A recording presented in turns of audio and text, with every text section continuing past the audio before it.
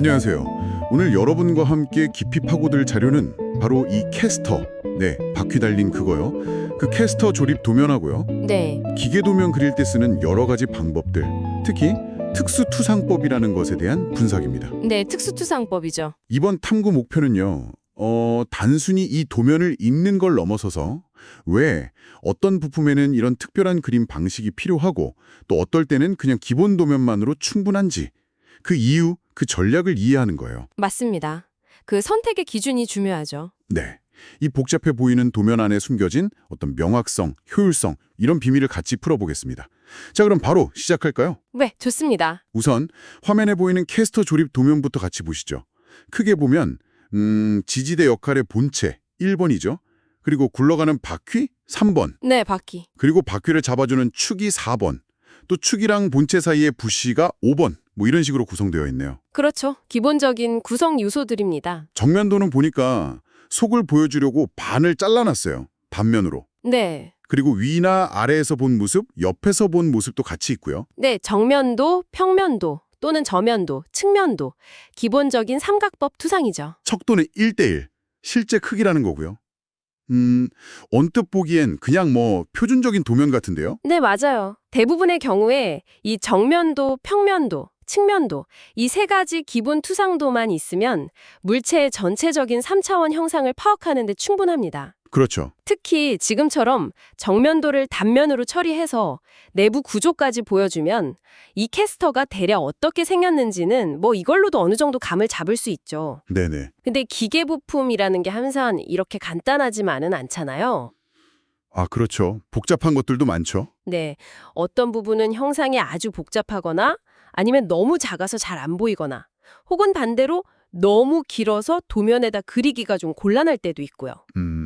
바로 이럴 때 이 기본 투상도의 한계를 보완하려고 등장하는 게 특수투상도입니다. 아하, 특수투상도. 네, 설계자의 의도를 좀 더 명확하고 또 효율적으로 전달하기 위한 뭐랄까 일종의 특수효과 같은 거라고 보시면 돼요. 특수효과요? 재밌는 비유네요. 예를 들면 경사진 면을 제대로 보여주는 보조투상도라던가 단면 모양만 딱 떼서 보여주는 회전 단면도, 계단 단면도 같은 거요. 네. 아니면 특정 부분만 잘라서 보여주는 부분투상도, 국부투상도, 또 작은 부분을 확대하는 상세도, 긴 부품을 줄여 그리는 파단도 같은 것들이 다 이런 목적을 위해 쓰이는 거죠. 와, 종류가 꽤 많네요. 그러니까 기본 3종 세트만으로는 좀 부족하다 싶을 때 꺼내는 카드 같은 거군요. 네, 그렇죠. 비장의 카드까지는 아니더라도 아주 유용한 도구들이죠. 그럼 이 캐스터 조립품에서는 어떤 부품에 그런 특별한 기법이 필요할까요? 보내주신 자료 보니까 특히 3번 부품, 바퀴에 주목해야 한다고 돼 있던데요. 뭐가 다른가요? 네, 정확히 보셨어요. 3번 바퀴의 정면 단면도를 좀 자세히 들여다보시면요. 그 바퀴 살 부분 있잖아요. 웹 또는 스포크라고 부르는 네, 바퀴 중간에요. 그 단면이 그냥 평평한 판이 아니라 I자 모양인 걸 알 수 있어요. 아, 정말이네요. I자 모양. 네, 이런 I자 형상은 사실 적은 재료로도 바퀴를 튼튼하게, 즉 강성을 높이기 위한 설계거든요. 아하, 구조적으로. 그렇죠. 근데 문제는 이 중요한 I자 단면 형상을 다른 기본 도면, 그러니까 측면도 같은 데서는 제대로 보여주기가 좀 어렵다는 거죠. 그냥 선으로만 보이겠네요, 측면도에서는. 맞아요. 그래서 이럴 때 아주 유용한 방법이 바로 회전 단면도, Revolved Sectional View입니다. 회전 단면도요? 네, 개념은 이래요. 측면도 같은 기본 투상도 위에서 우리가 보여주고 싶은 그 I자형 살 부분을 가상의 칼로 싹둑 잘라요. 네. 그리고 그 잘린 단면 있죠. 그걸 그 자리에서 90도 회전시켜서 원래 있던 측면도 위에 그대로 겹쳐서 그리는 방식이에요. 잠깐만요. 자른 단면을 그 자리에서 돌려서 겹쳐 그린다고요? 네, 바로 그 자리에서요. 그게 가능해요. 뭔가 원래 있던 측면도 선들이랑 막 겹쳐서 더 복잡해 보이지 않을까요? 아, 그거 아주 중요한 지적입니다. 공간은 절약될 것 같긴 한데 잘못하면 해독하기 어려워질 수도 있을 것 같아서요. 이게 설계자들이 감수하는 일종의 트레이드오프, 뭐 그런 건가요? 얻는 게 있으면 잃는 것도 있는? 네, 맞아요. 분명 그런 트레이드오프가 있습니다. 만약에 원래 측면도 자체가 이미 다른 선들로 매우 복잡하다거나 아니면 회전시켜서 그릴 단면 모양이 너무 크고 복잡하다면 네. 말씀하신 대로 회전 단면도가 오히려 혼란을 줄 수도 있어요. 그렇죠. 하지만 이 캐스터 바퀴의 I자 형살처럼 비교적 단순하고 특징적인 단면 형상을 간결하게 보여주고 싶을 때는요. 네. 별도의 단면도를 다른 데다 그리고 복잡한 절단선이랑 참조기호 추가하고 이런 것보다 훨씬 직관적이고 효율적일 수 있습니다. 아, 하셨네요. 근데 바퀴에는 그 I자살 말고도 모서리 부분이나 둥글게 처리된 부분, 라운드라고 하죠. 아니면 비스듬히 깎인 부분, 못대기 같은 다른 자잘한 형상들도 있잖아요. 네, 있습니다. 이런 것들은 지금 1:1 도면에서 충분히 잘 보이나요? 아니면 이런 부분을 위해서 상세도, 보통 동그라미 쳐서 화살표로 빼서 크게 확대해 그리는 거 있잖아요. 아, 상세도, 디테일 뷰. 네, 그게 필요하진 않을까요? 그것도 아주 좋은 질문입니다.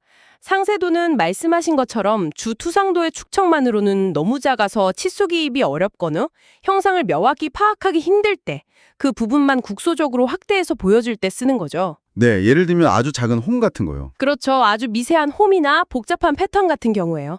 하지만 이 캐스터 도면은 1:1 척도고 바퀴의 못대기나 라운드 같은 부분들은 지금 이 크기에서도 충분히 알아볼 수 있어요. 아, 그렇군요. 그리고 보통 C1, 1mm 못대기, 이나 R3, 반지름 3mm 라운드 같이 표준적인 칫소 기입 방식으로 명확하게 표시할 수 있거든요. 네네. 따라서 굳이 상세도를 추가해서 도면을 더 복잡하게 만들 필요는 없는 거죠. 오히려 불필요한 정보가 될 수도 있고요. 알겠습니다. 괜히 더 복잡하게 할 필요는 없다. 그리고 덧붙이자면 이 바퀴는 전체적으로 회전하는 대칭 형태고 또 특별히 길이가 긴 부풀도 아니니까 아까 잠깐 언급했던 파단선이나 국부투상도 같은 다른 특수투상법들도 적용할 이유가 딱히 없습니다. 네. 결국 이 바퀴에서는 회전 단멸도가 가장 핵심적인 그리고 유용한 특수투상법 적용 대상이라고 할 수 있겠네요. 좋습니다. 회전 단면도로 바퀴살의 I자 형상을 명확히 보여주는 전략 이해했습니다. 그럼 다음으로 넘어가서 4번 부품인 축, 엑슬은 어떤가요? 이것도 자료에서는 적용을 고려해 볼 수 있다고 하던데요. 보기에는 그냥 단순한 원통 막대 같은데 왜죠? 네, 맞아요. 지금 이 도면에 그려진 1:1 비율의 축만 보면 말씀하신 대로 아주 단순한 원통 형상입니다. 그렇죠. 네, 기본 투상도만으로도 형상 이해하는데 전혀 무리가 없죠. 특별한 기법이 필요 없어 보여요. 근데 왜 고려해 볼 수 있다고 했을까요? 그건 자료에서 고려해 볼 수 있다고 한 게 일종의 가정이에요. 만약에 만약에 이 캐스터가 훨씬 더 큰 장비에 쓰여서 이 축의 길이가 지금 도면에 그려진 것보다 훨씬 길다고 한번 상상해 보세요. 예를 들어 한 1m쯤 된다고. 1m요? 와, 엄청 기네요. 그렇죠. 그런 긴 축을 1:1 축척으로 도면에 그대로 그린다. 생각만 해도 아찔하죠. 도면 용지가 엄청 길어져야 할 거예요. 네, 거의 두루마리 휴지처럼 되겠네요. 그렇죠. 그리고 그 긴 길이 대부분은 그냥 똑같은 원통 모양이 계속 반복될 뿐이고요. 이건 매우 비효율적입니다. 그렇죠. 바로 이런 경우에 파단선, 브레이크 라인스라는 기법이 등장합니다. 아, 파단선. 그거 들어본 것 같아요. 도면에서 뭔가 길쭉한 걸 중간에 싹둑 잘라내고 그 잘린 면에 물결 모양이나 지그재그 선 같은 걸 그려 넣어서 사실은 더 길다 이렇게 표시하는 거 맞죠? 오, 정확합니다. 바로 그거예요. 축의 양쪽 끝부분, 그러니까 중요한 형상이나 치수가 있는 부분만 제대로 그리고 그 사이에 길고 단조로운 중간 부분은 파단선을 써서 생략해버리는 거죠. 아하. 물론 생략했더라도 전체 길이는 치수로 반드시 딱 명시해줘야 하고요. 당연하죠. 길이를 모르면 안 되니까. 네, 이렇게 하면 도면 공장을 획기적으로 절약하면서도 필요한 정보는 모두 전달할 수 있습니다. 아주 긴 파이프나 봉, 구조용 강제 같은 거 그릴 때는 거의 필수적으로 쓰이는 기법이죠. 그러니까 파단선은 주로 도면 공간의 효율성, 그리고 또 반복되는 부분을 생략해서 중요한 끝부분에 좀 더 집중하게 만드는 효과를 위한 거군요. 네, 그렇습니다. 명확성과 효율성, 두 마리 토끼를 잡는 방법이죠. 하지만 다시 한번 강조하지만 지금 보고 있는 이 캐스터 도면의 축은 그렇게 길지 않아요. 그래서 굳이 파단선을 쓸 필요는 없습니다. 네. 괜히 파단선을 넣으면 오히려 더 복잡해 보일 수도 있고요. 그리고 축구단의 못대기 같은 작은 형상도 아까 바퀴에서 설명했듯이 C1 같은 간단한 치수 개입으로 충분하니까 상세도 역시 불필요합니다. 알겠습니다. 만약 아주 길었다면 파단선을 고려했을 거다. 이런 거군요. 자, 그럼 이제 남은 부품들 1번 본체 바디 하고 5번 부싱은 어떤가요? 도면의 2번 표시는 부품 번호가 아니라 치수 관련 표기 같으니 제외하고요. 이 부품들에는 특별한 기법이 필요할까요? 네, 이 1번 본체랑 5번 부시는요, 현재 도면에서 제공되는 기본 투상도, 그리고 정면 단면도만으로도 그 형상을 충분히 명확하게 이해할 수 있습니다. 아, 그래요? 네, 정면 단면도를 통해서 본체 내부에서 축이랑 부시가 어떻게 조립되는지, 각 부품의 형상이 어떤지 비교적 잘 드러나 있거든요. 따라서 이 부품들에는 뭐 별도의 특수 투상법은 필요하지 않다고 판단됩니다. 그렇군요. 하지만 여기서도 만약에라는 가정을 한번 해볼 수는 있어요. 또 만약이요? 좋습니다. 예를 들어서 1번 본체 바닥면에 있는 구멍들 한번 보세요.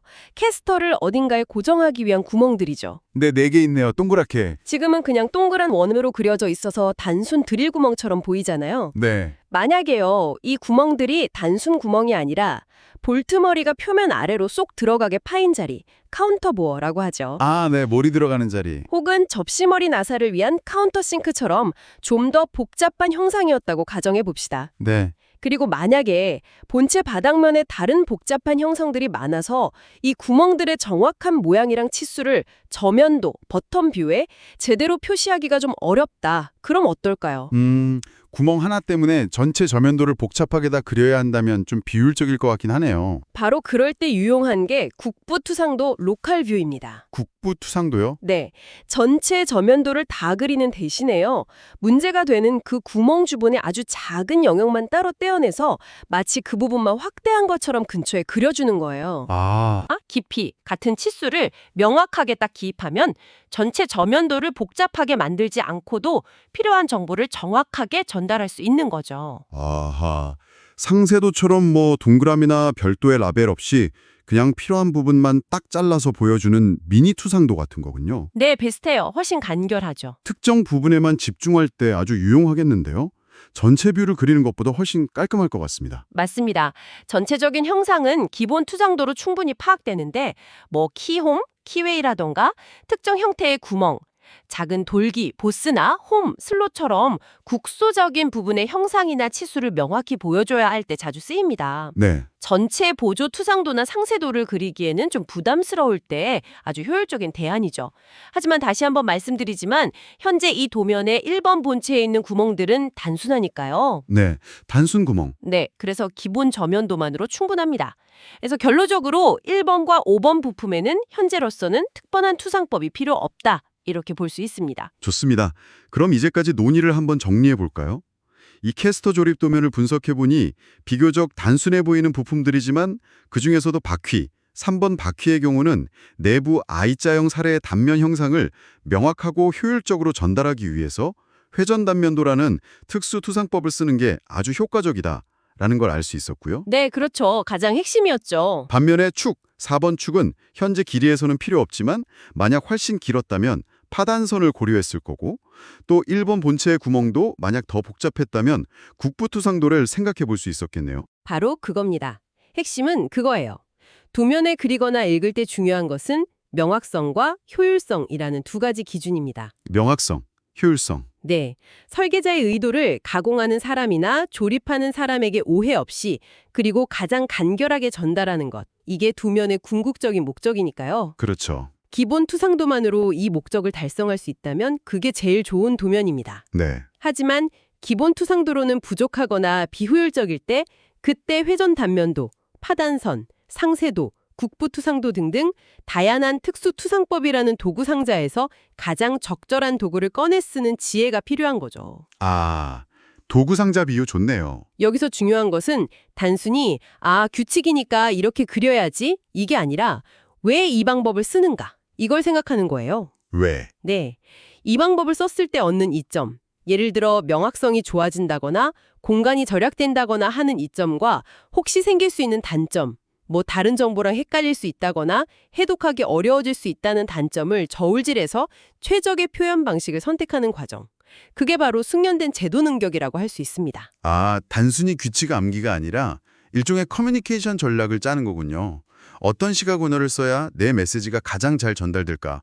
이걸 고민하는 과정이네요. 네, 맞습니다. 커뮤니케이션 전략. 아까 말씀하신 회전 단면도의 잠재적 복잡성 문제랑 또 분리된 단면도를 쓰면 공간을 차지하는 그 트레이드오프 같은 고민들이 바로 그런 전략적 사고의 예시가 되겠고요.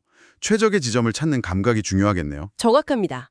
그리고 그 전략은 단순히 도면을 예쁘게 그리는 걸 넘어서서 그 다음 공장, 후속 공정에 미치는 영향을 고려해야 해요. 후속 공정이요. 네.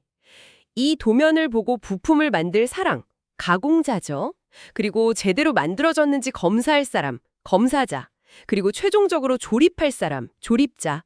이 사람들의 입장에서 생각해 보는 거예요. 아, 잘 선택된 투상법 하나가 오류를 줄이고 생산성을 높일 수도 있지만 반대로 잘못 선택되거나 불필요하게 사용된 투상법은 혼란을 야기하고 비용을 증가시킬 수도 있거든요. 와, 정말 도면 하나에 엄청난 고민과 전략이 담겨 있네요.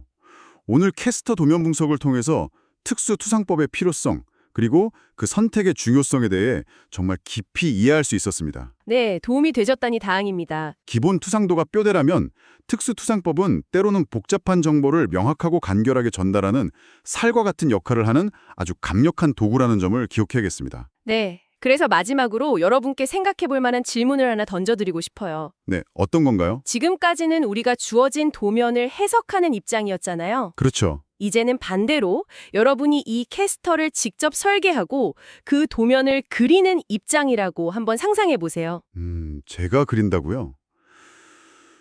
네, 각 부품, 특히 아까 얘기했던 바퀴나 축, 본체를 어떤 투상법으로 표현하는 것이 가장 효과적일지 직접 결정해야 한다면 여러분은 어떤 선택을 하시겠습니까?